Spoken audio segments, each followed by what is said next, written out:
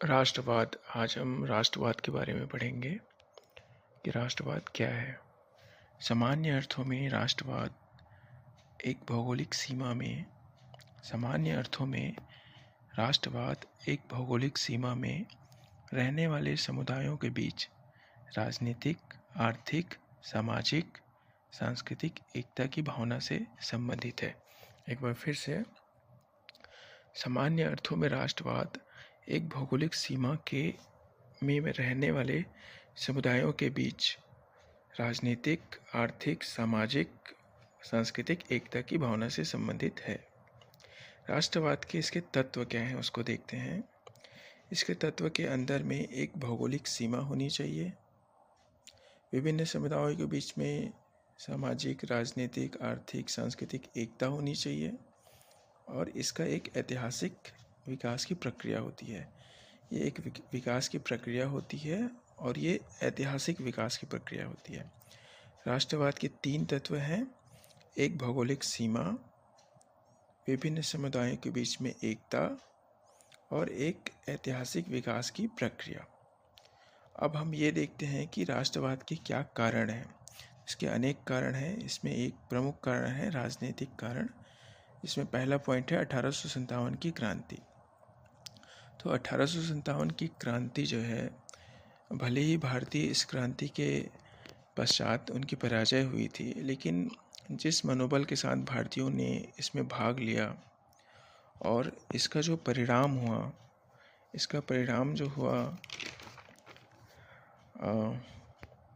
और जिसका परिणाम था उसमें मुख्य परिणाम था राष्ट्रवाद का विकास हुआ। लोगों का अपने मातृभूमि के लिए प्रेम और एकजुटता ने राष्ट्रवाद के उदय का कारण बना। लोगों ने जिस तरह से इसमें भाग लिया, इससे उनके मन में एकजुटता आई और अपने मातृभूमि के लिए उनके अंदर में प्रेम था, और एकजुटता ही राष्ट्रवाद के उदय का एक कारण होता है, उसका एक प्रमुख तत्व होता है। इसके अलावा डलहौजी की हड़प नीति, 1885 में कांग्रेस का गठन और लॉर्ड वेलेस्ली की सहायक संधि की नीति, लॉर्ड इल्बर्ट बिल विधेयक, ऐसे अनेक कारण थे जिसके परिणाम स्वरूप भारत में राष्ट्रवाद का उदय हुआ। और यही राष्ट्रवाद आगे चल करके राष्ट्रीय आंदोलनों में परिवर्तित हुआ। 1885 में राष्ट्रीय कांग्रेस का गठन किया गया था। इसके गठन का उद्देश्य यह एक संगठन था जिसे वास्तविक राष्ट्रवाद का प्रारंभ हुआ। इसका उद्देश्य भारत में लोगों को एकजुट करना था।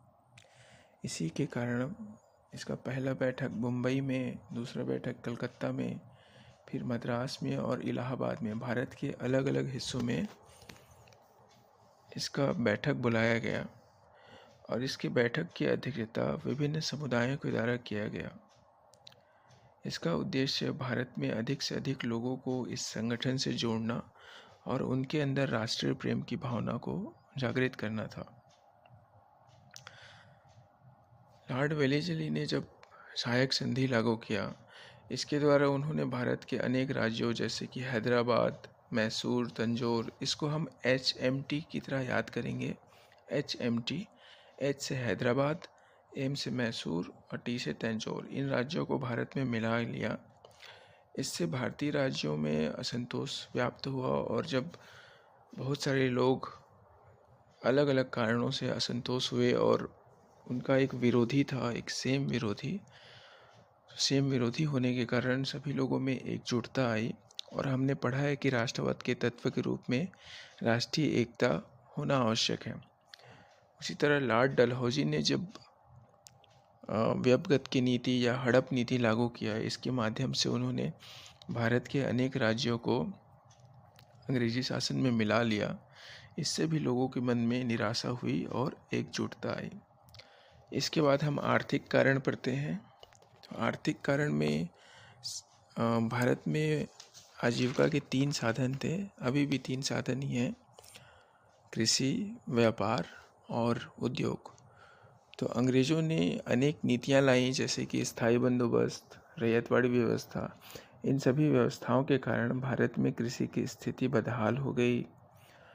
भारत में जो लोग उद्योग से जुड़े हुए थे, जैसे कुटीर उद्योग से जुड़े हुए थे जो लोग, कुटीर उद्योग, लघु उद्योग से जो लोग जुड़े हुए थे, जब अंग्रेज जो है ब्रिटेन में जो निर्मित सामान होते हैं उसे भारत में लाकर बेचने लगे, तो भारतीय उद्योग से जुड़े हुए लोगों का व्यवसाय, उनका उद्योग वो चौपट होने लगा।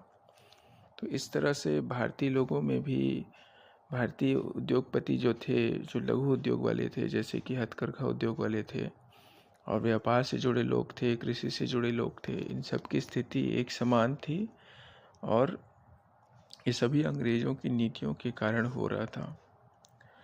कृषि व उद्योग की स्थिति अत्यंत खराब थी, जिसके कारण इससे जुड़े लोगों ने एक साथ मिलकर विरोध किया। भारत में कृषि जो है ऐसी हो गई थी कि भारत कच्चे माल का स्रोत बन गया था और तैयार माल का बाजार बन गया था।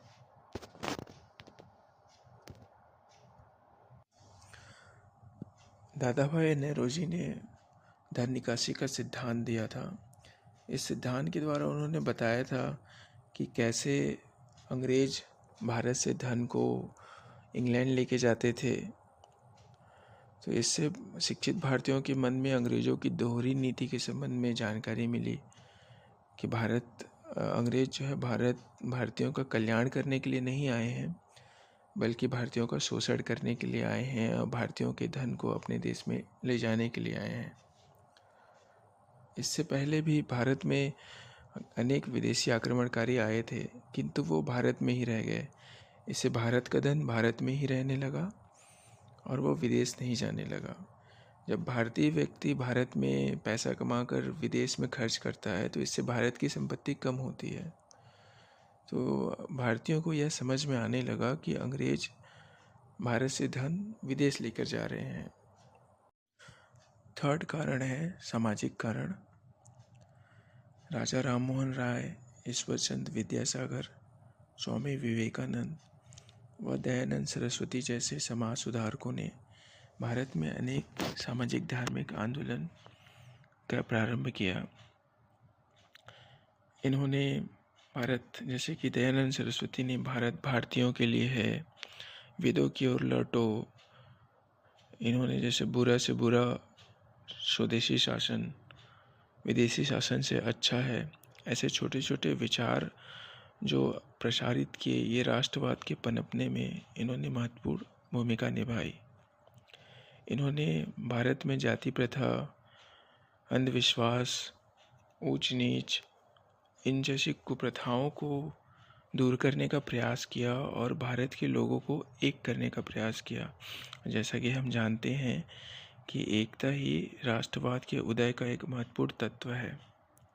इन्होंने अनेक संगठनों का स्थापना किया, जैसे राजा राममोहन राय ने ब्रह्म समाज की स्थापना की, दयानंद सरस्वती ने आर्य समाज की स्थापना की। इनकी सहायता से ही भारत में राष्ट्रवाद का उदय हुआ। चौथा है सांस्कृतिक कारण। सांस्कृतिक कारण के अंतर्गत है आधुनिक शिक्षा, इसे पाश्चात्य शिक्षा भी कह सकते हैं। दूसरा है समाचार पत्र पत्रिका और तीसरा है विभिन्न सांस्कृतिक महोत्सव का आयोजन। एक बार फिर से बताता हूँ। पहला है आधुनिक शिक्षा, दूसरा है समाचार पत्र पत्रिका और तीसरा है विभिन्न सांस्कृतिक महोत्सव का आयोजन। तो आधुनिक शिक्षा, अंग्रेज इसका प्रयोग अपने हित के लिए करना चाहते थे। वे भारत में ऐसे अंग्रेजी माध्यम से शिक्षित व्यक्तियों का समूह बनाना चाहते थे जिन्हें अंग्रेजी बोलना और लिखना आता हो। वो भारत में एक मीडिएटर की तरह लोगों को रखना चाहते थे जो अंग्रेज़ों का काम कर सकें। लेकिन अंग्रेजी शिक्षा के कारण भारत में जो विविधता थी, भाषाई विविधता थी, भारत में अनेक भाषा के लोग रहते थे और एक दूसरे की भाषा को समझते नहीं थे।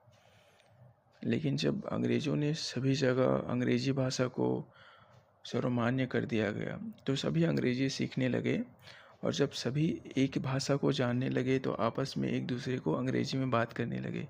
जैसे कि तमिलनाडु वाले छत्तीसगढ़ वालों से, या तमिलनाडु वाले गुजरात के लोगों से, यूपी के लोगों से बात करने लगे, तो आपस में एक दूसरे को समझने लगे और इससे कम्युनिकेशन गैप जो था वो भर गया। फिर अंग्रेज़ी भाषा में भी ऐसे अनेक विचार थे, जैसे कि विदेशी क्रांति जो हुई थी ये भी उनको भारतीयों को पता चला।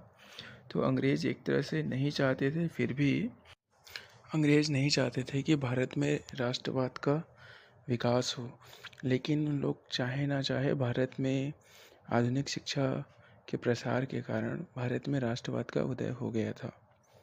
उसके पश्चात समाचार पत्र पत्रिका है। भारत में वे शिक्षित व्यक्ति जैसे कि दयानंद सरस्वती, राजा राम मोहन राय, गांधी जी, जवाहरलाल नेहरू, अनेक ऐसे शिक्षित व्यक्ति जो अंग्रेजी भाषा से शिक्षित थे और भारत में रह करके अंग्रेज़ों की जो दोहरी नीति थी उसको समझ चुके थे। उन्होंने अनेक समाचार पत्र पत्रिकाएँ प्रकाशित किया और इन समाचार पत्र पत्रिकाओं के माध्यम से उन्होंने भारतीयों को जागरूक करने का प्रयास किया। तीसरा है विभिन्न सांस्कृतिक महोत्सव, जैसे कि गणेश महोत्सव है, जैसे कि दशहरा महोत्सव है। इन महोत्सवों में विभिन्न समुदायों के लोग एकत्रित होते थे और एक साथ रह के आपस में डिस्कस करते थे, तो इससे भी भारत में एकता का विकास हुआ। अंग्रेज़ों ने भारत में रेल का विकास कच्चे माल को बंदरगाह तक ले जाने के लिए देश के विभिन्न हिस्सों से कच्चे मालों को एकत्रित करके बंदरगाह तक ले जाने के लिए, एवं इंग्लैंड से जो सामान बनकर आता था बंदरगाहों तक, उसे भारत के विभिन्न हिस्सों तक पहुंचाने के लिए किया था। एक तरह से इंग्लैंड ने रेल का विकास अपने खुद के हित के लिए किया था, ताकि उनके जो सामान है वो एक जगह से दूसरी जगह पहुंच सके। लेकिन इस ट्रेन ने पूरे भारत के लोगों को जोड़ने का भी काम किया। इससे भारत के एक हिस्से के लोग दूसरे हिस्से में जाने लगे, दूसरे हिस्से के लोग तीसरे हिस्से में जाने लगे, आपस में एक दूसरे से मिलने लगे, समझने लगे, और इससे उनके बीच में एकता स्थापित हुई। 6 पॉइंट है जो कि लास्ट पॉइंट है, विदेशी तत्वों की भूमिका। 1776 में अमेरिका स्वतंत्रता संग्राम हुआ।